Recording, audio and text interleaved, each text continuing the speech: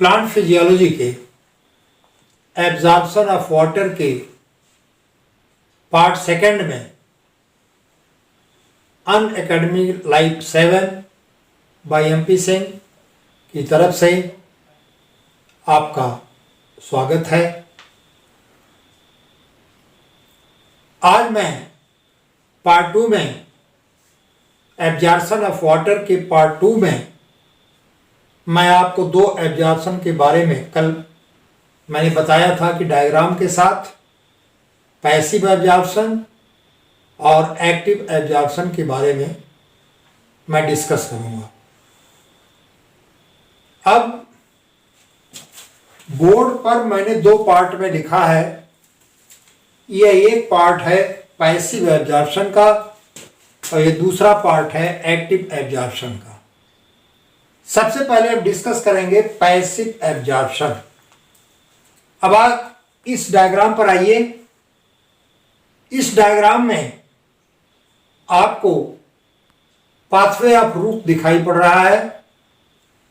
यहां मैंने soil particle के बीच में रूट हेयर एपिब्लेमा का इलांगेशन है।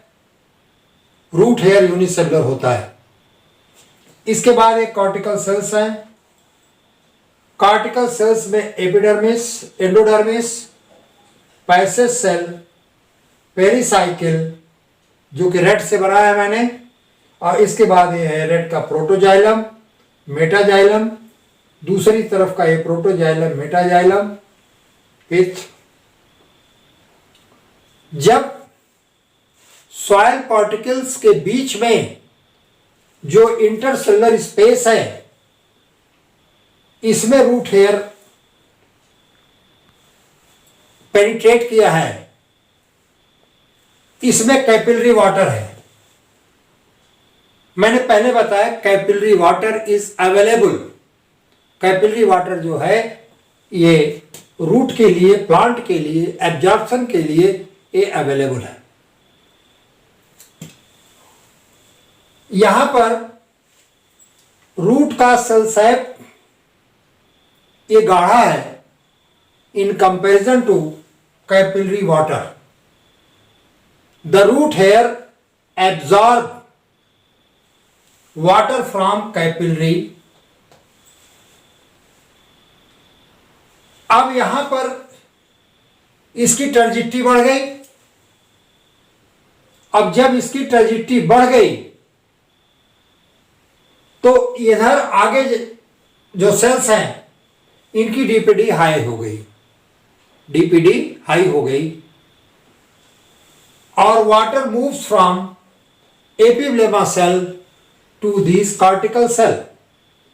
यहां मैंने ए बी सी डी करके डिनोट किया है कि किस सेल से पहले यहां से आया ए में, ए की टर्जिटी बढ़ी बी के कंपैरिजन में। बी की डीपीडी हाई है, इसकी डीपीडी लो हो गई।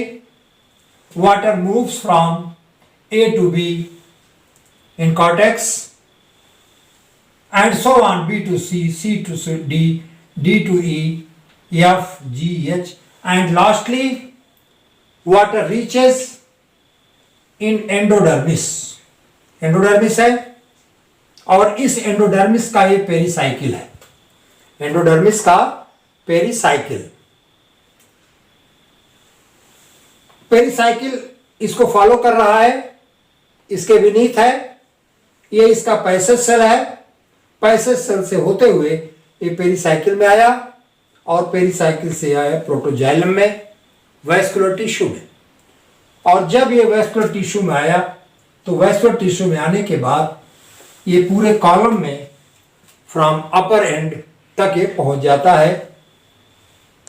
तो यहां पर ये वाटर टेंशन के कारण ये चल रहा है और रूट इसे डायरेक्ट एब्जॉर्ब कर रहा है। According to this theory water is absorb through root. अब दो चीजें होती हैं, DPD diffusion pressure deficit the diffusion pressure deficit in mesophyll cells or in the parenchymal cell or the mesophyll cell of leaves due to transpiration. क्योंकि बराबर transpiration हो रहा है तो मेसोफिल सेल की जो डीपीडी है वो हमेशा हायर होती है। इस प्रकार से जाइलम वेसल्स में एक टेंशन होता है, एक तनाव होता है, क्योंकि वाटर एक चैनल के रूप में है and that absorbed water by root hair that goes up to leaves by a water current. This is called passive transfer. इस पैसिव ट्रांसफर में किसी भी एनर्जी की आवश्यकता नहीं होती। कल मैंने डिफरेंस बताया था। अब यहां पर देखिए एक पाथवे दिया है मैंने। रूट हेयर पहले एब्जॉर्ब करेगा एपिब्लेमा सेल, एपिब्लेमा सेल से कॉर्टिकल सेल, कॉर्टिकल सेल से endodermal cell, cells of pericycle, endodermal cell में पैसेज सेल के थ्रू ये जाएगा next cell to pericycle, xylem cell, then duct and upward movement of water. यहां मैंने लिखा है, इसको नोट कर लीजिएगा स्क्रीनशॉट से। According to this theory water is absorbed through root first. Development of DPD in mesophyll cell of leaves due to rapid transpiration causes the water in the xylem vessel into the state of tension, which results in increase in DPD of water in xylem duct by the amount of imposed tension. As soon as the DPD of water in the xylem duct in the absorbing region of root exceed that in continuous cell, gradient of DPD is established across the root, increasing from cell to cell. From epiblema, the water will move from soil to root hair. और जैसे ही soil से root hair में water आया तो अगले cell की DPD higher है तो रूट हेयर से वाटर मूव कर जाता है कॉर्टिकल सेल में। उसी तरह से अगला सेल जिसकी डीपीडी हायर है वो धीरे धीरे मूव करता हुआ एंडोडर्मिस में आया। पैसेज सेल के थ्रू ये आएगा पेरिसाइकिल पर, प्रोटोजाइलम, और अंत में ये जाइलम वेसल के माध्यम से, ट्रैकिड्स के माध्यम से ये लीफ तक पहुंच जाता है। इस प्रकार से मैंने एक डायग्राम दिया। इस डायग्राम से पैसिव सेल को मैंने एक्सप्लेन किया। आप इसका पूरा स्क्रीनशॉट ले लें और लेकर के इससे नोट्स बना लें। अब हम चल रहे हैं एक्टिव ट्रांसपोर्ट पर। एक्टिव ट्रांसपोर्ट यहां पर पूरा एक्टिव ट्रांसपोर्ट लिखा हुआ है। कल आपका कमेंट था कि थोड़ा बोर्ड से हटने का, स्क्रीनशॉट लेने का, तो आप ये स्क्रीनशॉट ले लें। इसके बाद हम इसको एक्सप्लेन करते हैं। एक्टिव ट्रांसपोर्ट की दो थियरीज हैं। एक है ऑस्मोटिक थियरी और दूसरी है non osmotic theory. When the water is absorbed due to the activity of root itself, particularly root hair, active transport absorption may be osmotic or non-osmotic. ये केवल रूट हेयर्स के द्वारा एब्जॉर्ब हो रहा है और किस तरह से एब्जॉर्ब हो रहा है इसके लिए दो थियरीज पोस्टुलेट की गई हैं, दो थियरीज दी गई हैं। एक थियरी इसकी है osmotic theory. When the osmotic pressure of soil water remains below 1 atmosphere, जब सॉइल वाटर का वायुमंडलीय दाब 1 एटमॉस्फेयर से कम हो, and the osmotic pressure of cell sap is usually 2 to 8 atmosphere। माने सेल सैप का वायुमंडलीय दाब 2 से 8, सॉइल वाटर का वायुमंडलीय दाब below 1 atmosphere, 1 atmosphere. Then water is absorbed by the root hair, then water is absorbed by the root hair due to osmotic difference between soil water and cell sap। आपको बताया कि जब soil water का osmotic pressure below 1 atmosphere हो तथा cell SAP का osmotic pressure 2 से 8 हो, तो इस ऑस्मोटिक डिफरेंस के कारण रूट हेयर जो है ये वाटर को एब्जॉर्ब करता है। More OP and less TP in the root hair cell results the increase DPD. अगर रूट हेयर सेल में ऑस्मोटिक प्रेशर अधिक है और टर्गर प्रेशर कम है तो डिफ्यूजन प्रेशर डेफिसिट जो है ये अधिक हो जाएगी, और अधिक होने के बाद higher DPD of the cell sap causes endosmosis. Soil water that enters in the root hair, इसे आप कहते हैं endosmosis of water across cytoplasm, plasma membrane, cell wall of root hair. Condition आप जान लें,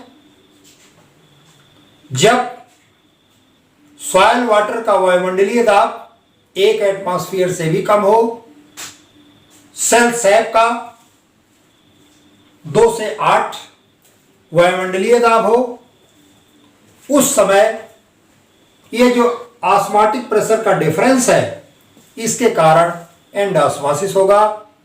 water इंटर्स into the root hair from soil water. That is the osmotic theory. Now second non-osmotic theory. Non-osmotic theory में absorption of water occurs if the concentration of cell sap in the root hair is lower than that of soil water. Normally, under this condition, the water molecule should diffuse out from the root hair into external solution. That condition is known as exosmosis. But still, water is absorbed against the concentration gradient from higher DPD to lower DPD. Such type of absorption occurs on the expense of energy supplied by cellular respiration. इसमें जो है पहले तो एक्सॉस्मोसिस हो जाती है, the water moves from root hair to soil water, that process is known as exosmosis. लेकिन इसके बाद अब इसकी डीपीडी बढ़ गई, रूट हेयर की डीपीडी बढ़ गई, and that absorb water from soil water. जब रूट हेयर ने वाटर एब्जॉर्ब किया तो इसकी टर्जिडिटी बढ़ गई, तो इससे जो एडजेसेंट सेल है उस एडजेसेंट सेल का डिफ्यूजन प्रेशर डेफिसिट ये हायर है, तो water moves from root hair to adjacent cells, that is the cortical cells. This is the non-osmotic theory. अब हम आपको बताएंगे pathway of water movement. Now I will discuss the pathway of water from root hair to xylem. इसके आधार पर जो experimental observation हुआ, इस आधार पर 3 थियरीज दी गई कि 3 तरह से वाटर का एब्जॉर्प्शन और वाटर का movement from root hair to xylem होता है। इसके लिए 3 थियरीज हैं। फर्स्ट है सिम्प्लास्ट थियरी या सिम्प्लास्ट पाथवे, सेकंड है एपोप्लास्ट पाथवे एंड थर्ड है वैस्कुलर पाथवे। ये 3 पाथवे हैं, 3 रास्ते हैं जिससे कि रूट हेयर से जाइलम तक वाटर जो है ये मूव करता है। तो पहला है सिम्प्लास्ट। इस मेथड के अनुसार एक सेल से दूसरे सेल में जो समीपी सेल है, एडजेसेंट सेल है, water moves through plasmodesmata. Plasmodesmata है जैसे एक सेल है, ये दोनों सेल को कनेक्ट करने के लिए इस स्ट्रक्चर को कहते हैं प्लाज्मोडेस्मेटा। तो in this pathway water moves from one cell to another through plasmodesmata, by which cytoplasm of adjacent plant cell is connected। तो यहां मैंने आपको 2 सेल बनाया, दोनों सेल का जो साइटोप्लाज्म है that is also cytoplasmic fibre. जो साइटोप्लाज्म फाइबर है ये दोनों सेल को कनेक्ट कर रहा है। तो एक थियरी ये कहती है कि एक सेल से दूसरे सेल में वाटर का मूवमेंट ये इसी प्लाज्मोडेस्मेटा के थ्रू होता है। Now second theory, apoplast theory. इस थियरी के अनुसार, इस पाथवे के अनुसार एक सेल से दूसरे सेल में वाटर का जो मूवमेंट होता है that is through cell wall. लिखा है मैंने, in this movement of water through adjacent cell wall, the movement of water through this pathway is largely the result of transpiration pull. जब transpiration होगा तो एक खिंचाव, सक्शन क्रिएट होता है जिसे आप ट्रांसपिरेशन पुल कहते हैं, और इसके कारण एक सेल से दूसरे सेल में वाटर का मूवमेंट सेल वॉल के माध्यम से होता है। This is apoplast pathway. Now last, vascular pathway. In this pathway water moves by the osmosis along a water potential gradient from soil water to the xylem across the vacuole of cell of root system। इसमें vacuole involve होता है और ये water potential gradient के आधार पर, अभी मैंने discuss किया था DPD, osmotic pressure, turgor pressure. तो जब डीपीडी हाई होती है, यहां जो अगला सेल है उसकी डीपीडी हाई है और पीछे का सेल जहां पर वाटर फील्ड है उसकी डीपीडी कम है। तो हमेशा लोअर डीपीडी से हायर डीपीडी में ये वाटर मूवमेंट होगा, और ये जो वाटर मूवमेंट है that is along with vacuole. इस प्रकार से 3 पाथवे हैं। पहला सिम्प्लास्ट पाथवे जिसमें कि water moves from one cell to another by plasmodesmata. Plasmodesmata is the connection in between 2 adjacent cells है। सेकेंड है apoplast. This pathway the water moves from the cell wall and ये transpiration pull के कारण होता है, क्योंकि leaves के द्वारा ट्रांसपिरेशन की क्रिया होगी तो हमेशा मीजोफिल सेल का की डीपीडी हाई होती है, और जब उसकी डीपीडी हाई होगी तो नीचे से पानी ये ऊपर खींचेगा, दैट इज ट्रांसपिरेशन पुल और सक्शन पुल। नाउ लास्ट है वैस्कुलर पाथवे। वैस्कुलर पाथवे में यहाँ पोटेंशियल ग्रेडियंट के आधार पर वाटर जो है from one cell to another cell move करेगा, और इस प्रकार से हमने 2 पार्ट में trans absorption, mechanism of absorption passive absorption, active absorption, difference between active and passive absorption, pathway of movement of water, ये मैंने डिस्कस किया। अगले वीडियो में मैं factor affecting absorption of water I will discuss. आज मैंने इसे डिस्कस किया, आप इसका स्क्रीनशॉट लेकर के पहले हमारे लेक्चर को सुनें और लेक्चर को सुनने के बाद स्क्रीनशॉट लेकर के आप अपने नोट्स बनाएं। इसके लिए आप लोगों को बहुत बहुत धन्यवाद।